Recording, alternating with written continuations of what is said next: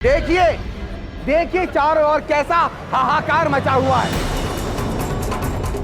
उत्सव को आपने कैसे शोक में बदल दिया।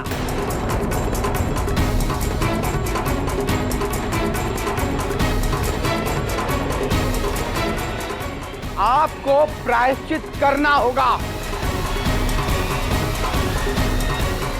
आपको अपना शीश माता के चरणों में अर्पण करना होगा। राजन,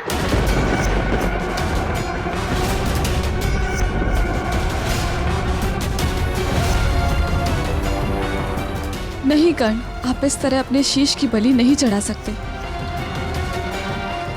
ये तो बिल्कुल गलत हो रहा है, मुझे बोलना होगा।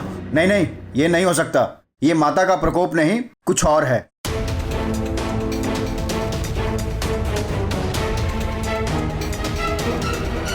किसी के रचे षड्यंत्र को माँ के प्रकोप का नाम मत दीजिए आप। माँ कभी क्रोधित होकर अपने बच्चों को इतनी बड़ी पीड़ा में नहीं डाल सकती।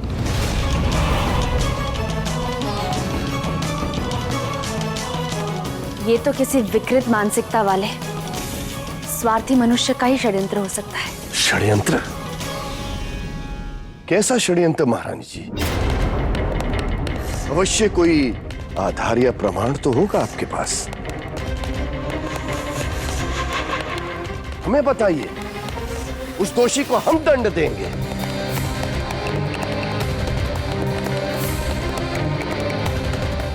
शीघ्र बताइए, है कोई प्रमाण? कौन है वो दोषी? कौन है महारानी? प्रमाण तो इस समय नहीं है हमारे पास, किंतु ये अवश्य जानते हैं कि ये सब तुम्हारा ही षड्यंत्र है। पहले हमें ये पता करना होगा कि तुमने ये सब किया कैसे। राजन, क्या सोच रहे हैं? कहीं आपको अपने प्राणों का मोह तो नहीं हो गया? मेरे धनुष से निकला बाण और मेरे जिबा से निकला वचन कभी खाली नहीं जाता पुजारी जी, वो अटल है।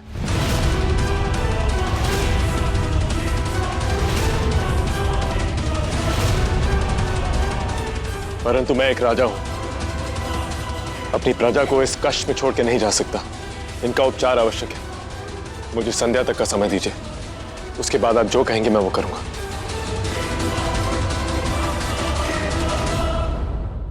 मंत्री जी, अब सारे सारथियों को इकट्ठा कीजिए और मेरे साथ आइए।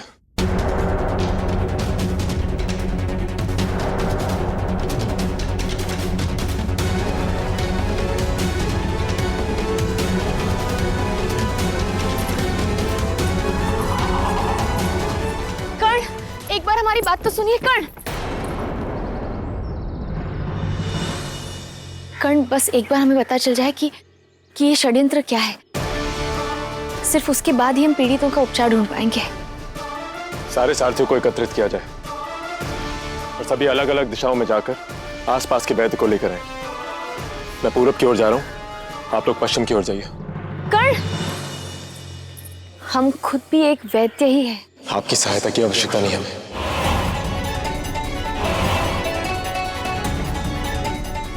सारथी शीघ्र चलिए।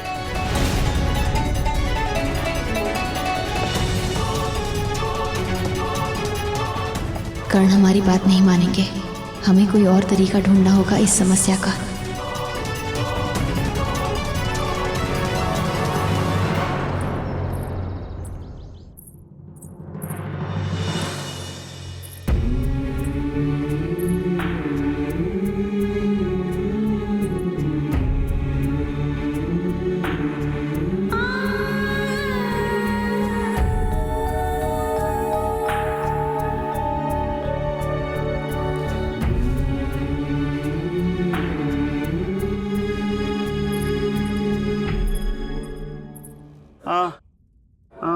कुछ पता ही नहीं चला। माँ का आशीर्वाद ले रहे थे, उनके चरणों का अभिषेक का दूध जैसे नेत्रों में लगाया, ऐसा लगा नेत्रों में किसी ने जैसे अग्नि डाल दी हो।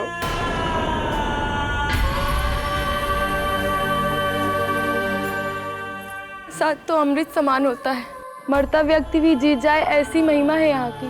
अवश्य है माँ क्रोधित है, यह सब उन्हीं का प्रकोप है।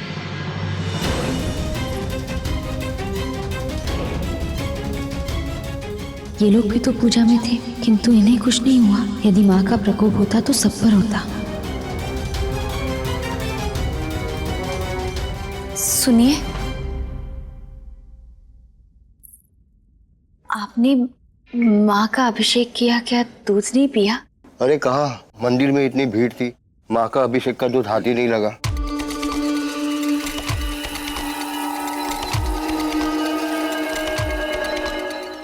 जिन लोगों ने अभिषेक का दूध ग्रहण किया, केवल उनका स्वास्थ्य बिगड़ा है, अन्य लोगों को कुछ भी नहीं हुआ। इसका अर्थ ये है कि अभिषेक के दूध में ही कुछ था।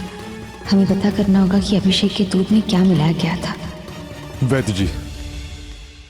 जी महाराज। आपको सभी रोगियों का उपचार करना होगा। शुल्क की चिंता ना कीजिए, उसका भार राज्य कोष उठाएगा। आप बस मेरी प्रजा की पीड़ा कम कीजिए। क्षमा कीजिए महाराज, उपचार रोग का किया जाता है, मां के प्रकोप का नहीं। किस काम का आपका चिकित्सा ज्ञान और किस काम का आपका विज्ञान, जब आपकी सोच आपके प्रयास से पहले ही हार जाती है। आपका प्रथम धर्म है जीवन बचाना, औषधि देना। आप जाइए और जाकर रोगियों का उपचार कीजिए, ये मेरा आदेश है। हमें अभिषेक के दूध का पता करना होगा।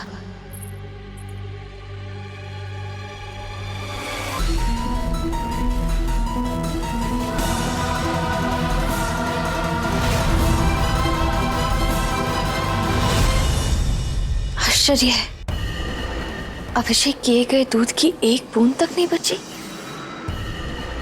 और सारे पात्र जिसमें वह दूध रखा गया था वो भी साफ कर दिए गए।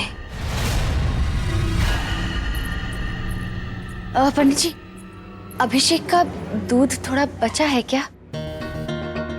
अब देखिए ना, थोड़ा अगर मिल जाए तो। नहीं, कुछ नहीं बचा है।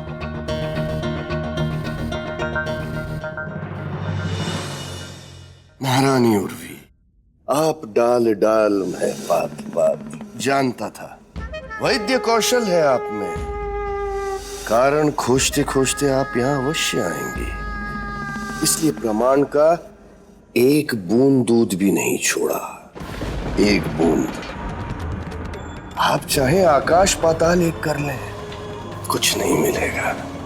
आप माँ के दरबार में खड़े हैं, माँ अपने भक्तों के साथ ऐसा अन्याय होने नहीं दे सकती। आपका सत्य सबके सामने आकर रहेगा।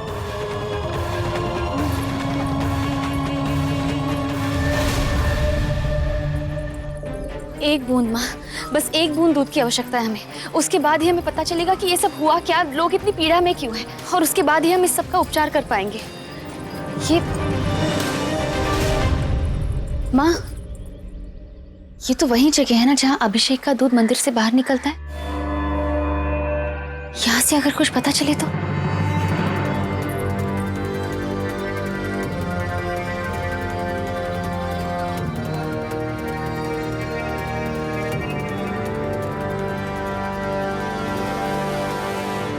ये तो बिल्कुल साफ है, ये जरूर पुरुषोत्तम ने ही किया होगा। कारण जाने बिना हम लोगों का सही उपचार और उन्हें सही औषधि नहीं दे पाएंगे। क्या करें?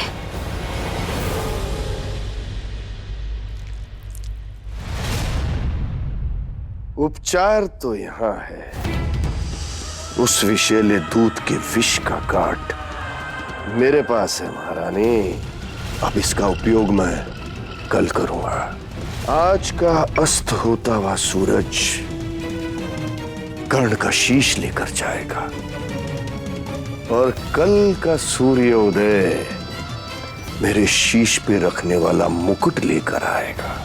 मेरा राज मुकुट, मेरा अंग, मेरा राज सिंहासन, मेरा।